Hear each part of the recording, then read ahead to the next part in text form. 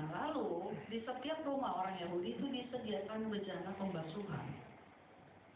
Bejana pembasuhan itu gunanya untuk apa? Untuk mencuci kaki para tamu, karena kan mereka tuh sepatunya nggak ada yang ketutup kayak kita masa ini. Mereka tuh kan jalan jauh, nggak ada yang diaspal loh. Jadi kan banyak pasirnya. Nah, untuk merasa nyaman masuk ke dalam rumah orang kan perlu dicuci kakinya. Yang ketiga, biasanya para tamu tuh kalau datang sama tuan rumah ditaruhin minyak di atas kepala. Tujuannya apa? Kalau si tamu ini lagi jalan di tengah terik matahari, dengan dituang minyak, itu kepalanya jadi adem. Tapi kalau ternyata hari itu adalah musim dingin, kalau dituangin minyak, maka kepalanya itu jadi hangat. Nah, nggak cuma itu. Kalau tamunya tamu istimewa, maka minyak yang dituangkan ke atas kepalanya itu juga minyak yang mahal, bukan minyak biasa. Nah, dalam bacaan kita itu ada kata buli-buli pualam. Buli-buli pualam itu adalah tempat untuk menyimpan minyak-minyak atau cairan yang mahal. Nah, dalam hal ini kita pasti tanya dan kita pasti berpikir itu narwastu, itu betul. Karena waktu pada masa itu bukanlah barang yang gampang didapat di wilayah itu. Nah, waktu yang dituangkan ke atas tubuh Yesus di dalam versi-versi Alkitab yang kita baca itu diperoleh dari daerah India atau Himalaya. Biasanya di daerah pegunungan Himalaya itu ada satu tanaman yang disebut tanaman nar atau narada. Itu batang dan akarnya itu kalau disuling menghasilkan minyak marwas. Proses penyulingannya itu sulit. Nah, begitu minyaknya jadi dari India atau Nepal dan Himalaya itu tuh wilayah-wilayah itu yang punya. Mereka bawa barang dagangannya ke Yerusalem. Jarak dari Himalaya ke Yerusalem pada masa itu adalah 2 tahun perjalanan Bapak Ibu. Pada masa itu ya, 2 tahun tuh perjalanannya. Kalau ibu mau beli nih, toto habis minyaknya. Penjualnya tuh bilang gini, Bu, tunggu 4 tahun lagi ya. Karena dia pulang dulu ke India 2 tahun. Balik lagi diambil 2 tahun. Bisa kebayang kenapa itu mahal?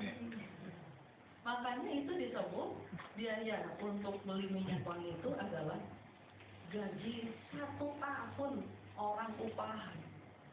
Disebut 300 dinar. Itu bicara tentang kalau kita kerja tiap bulan kita dapat gaji. Kalau dikumpulin seluruh gaji kita, cuma bisa beli buat 1 botol minyak wangi. Rasanya enak apa enggak?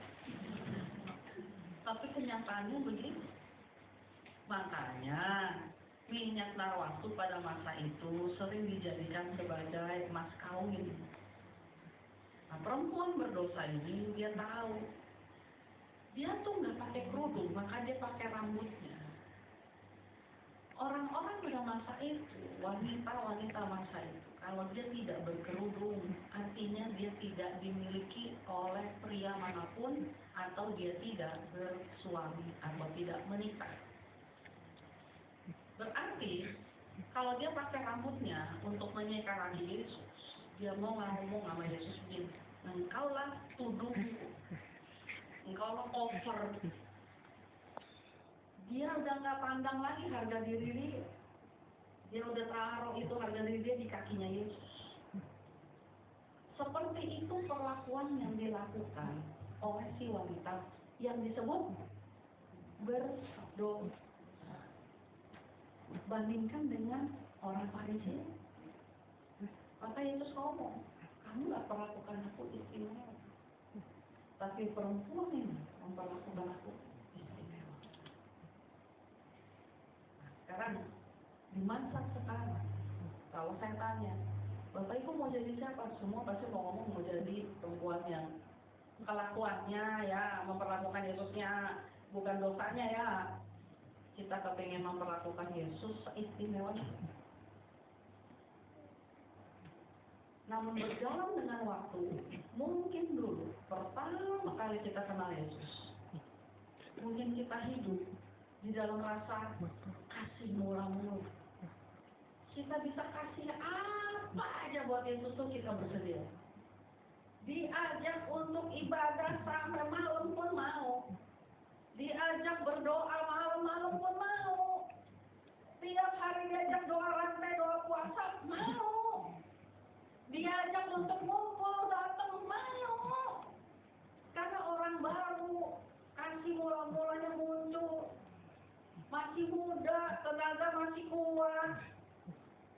Semua yang kita mau, kita bisa buat. Jadi kita mau.